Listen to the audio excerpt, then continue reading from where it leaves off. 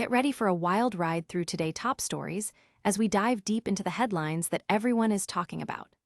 First up, we are tracking a major situation in Fairfield County, where state law enforcement is investigating former animal shelter volunteer Heather Feltner. The situation has exploded with allegations of fraud tied to a nonprofit called Hearts Unleashed and donor emails that critics say are just part of a widespread internet scam. We are looking at the messy reality of what happens when local shelter politics collide with federal investigators. Never run out of battery again with the INIU portable charger, the slimmest 10,000 milliamp hour power bank that keeps your devices charged on the go. Stay powered up wherever you go. Click the link in the video description to shop now on Amazon. Next, we have a massive win for HBCU culture that is shaking up the music world. Miles College alum Alexia Jayy has officially made history by winning season 29 of The Voice as the first Black woman to take the title in the show's entire 15-year run. Her journey from the Miles College choir to the top of the stage is being hailed as a major victory for Black institutions and a massive statement of artistic excellence that proves talent meets training in the most powerful way. We are also catching up with fan favorite and recent The Voice finalist Lucas West as he returns to his roots in Western New York. After a dream run where he shared the stage with legend John Legend, he is now preparing to graduate from SUNY Fredonia and drop his debut single, But I Am Alone. He is opening up about the surreal experience of the competition and why he is ready to turn this momentum into a lifelong career in music. Finally, we have huge news for the future of the Red Chairs because Adam Levine is officially coming back for season 30 of The Voice. Following his big win in season 29, this move marks the return of a true franchise icon to the coach panel. This is a massive shakeup for the competition, and fans cannot wait to see what he brings to the table next.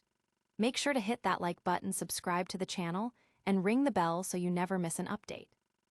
Ever wonder how quickly a public reputation can be dismantled by a misunderstanding, or perhaps something much more calculated? That is exactly the question hanging over Fairfield County today, where an investigation by the State Law Enforcement Division into a former animal shelter volunteer has turned into a head-scratching mystery. At the center of it is Heather Feltner, a volunteer who ran a nonprofit called Hearts Unleashed. Recently, Fairfield County dropped a press release that essentially pointed the finger at her regarding fundraising, citing a single $2,000 donor email as suspicious.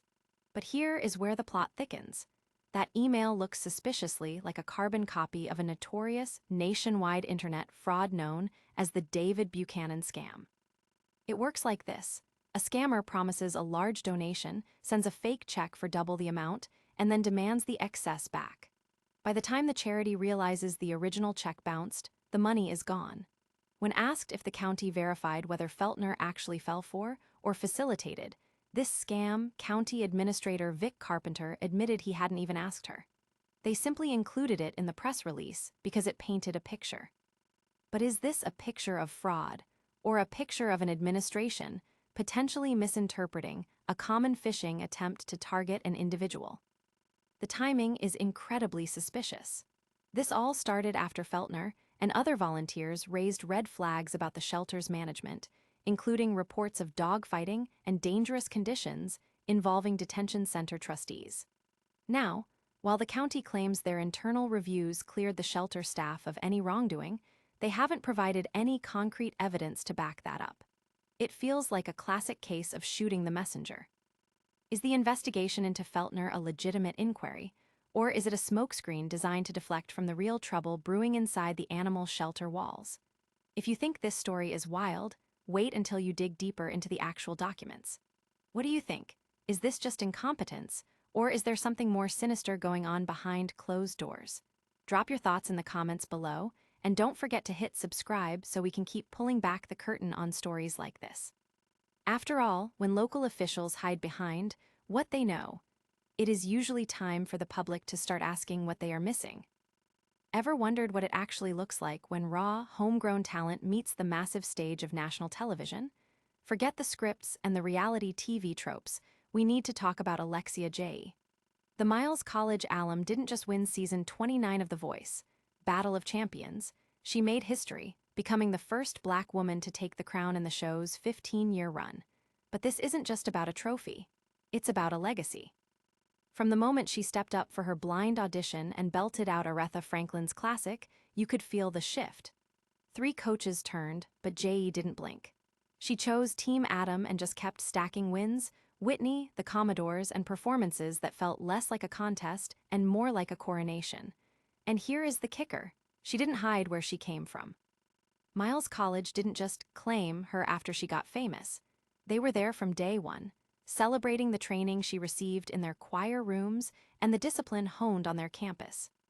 We hear so much about HBCUs in the context of funding gaps or athletic struggles, and while those stories are vital, they aren't the only ones. Alexia Jayy reminds us that these institutions are incubators for world-class artists. Her journey from singing at age 2 to the Apollo at age 9, and now to this historic win, shows that she's the product of a rich, deeply rooted tradition of excellence. She brought her son on stage, she brought her personal grit, and she proved that the HBCU magic isn't just a marketing slogan, it's a reality. For Miles College, this is a monumental branding and recruitment win. It shows prospective students that the pathway from a college campus to the national spotlight is paved with real, tangible support. For the rest of us, it's a wake-up call to expand how we define Black college success. It's not just about what happens in the lab or the boardroom. It's about what happens when that voice hits the mic. If you enjoyed this breakdown, make sure to hit that subscribe button and let me know in the comments. Do you think we finally see the mainstream media giving HBCU talent the respect it deserves? Alexia Jayy has set the bar, but the most exciting part is that she's just getting started. Remember, greatness doesn't need an introduction, it just needs an opportunity.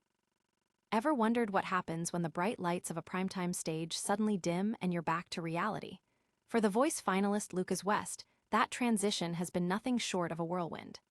After clinching 3rd place this season, the Western New York native is trading the NBC cameras for the next chapter of his career, but he's carrying some serious momentum with him. Looking back at his journey, West describes it as surreal, and honestly, can you blame him? When you're sharing a stage for a duet with a legend like John Legend, the competition aspect starts to feel secondary to the sheer magic of the music. It isn't just about the votes. It's about the validation from industry icons like Billy Joel and Hunter Hayes who took notice of his talent. But beyond the glitz of primetime, West hit on something deeper. He credits John Legend for helping him sharpen his identity as an artist, teaching him to stop chasing a sound and start embracing his own. It's a classic lesson. Technical skill gets you on the show, but authenticity keeps you in the industry.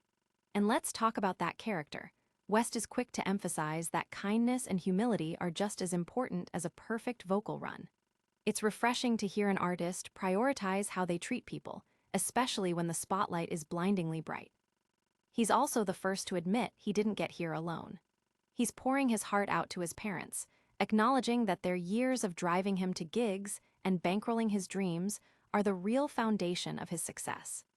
As he prepares to graduate from SUNY Fredonia with his jazz degree, the transition from student to professional is moving fast. He's dropping his debut single, But I'm Alone, later this spring, and he's clearly banking on it being a statement piece that turns 15 minutes of fame into a lifelong career. If you want a front row seat to what's next, catch his senior recital at SUNY Fredonia on April 22nd, or jump on the live stream. Are you ready to see if Lucas West can hold on to that voice magic in the real world? Let me know in the comments below, and don't forget to hit that subscribe button for more updates on your favorite rising stars. In a music industry that's constantly changing, the artists who stay true to their roots are the ones we remember. Let's see if he can make his mark. Guess who is officially reclaiming his throne? That is right, Adam Levine is heading back to the big red chair for season 30 of The Voice. This announcement comes hot on the heels of his massive season 29 victory, proving that despite his time away, the man still has the golden touch when it comes to winning. For those of us who have followed the show since day one, Adam is practically part of the furniture. He was one of the founding coaches, and honestly, the show's DNA changed the moment he stepped away years ago. Bringing him back right after a win feels like a calculated power move from the production team to recapture that classic high-stakes energy that define the show's golden era. It is not just about nostalgia. It is about his proven ability to develop artists and his undeniable competitive charisma. While the rest of the coaching lineup for season 30 is still under wraps, having Adam back at the center of it all is a massive signal that the show is doubling down on its roots. We are looking at a potential return to form that fans have been craving for seasons. But what do you think? Is Adam's return the spark the voice needs to stay on top, or should the show keep moving forward with fresh faces? Drop a comment below and let's talk about it.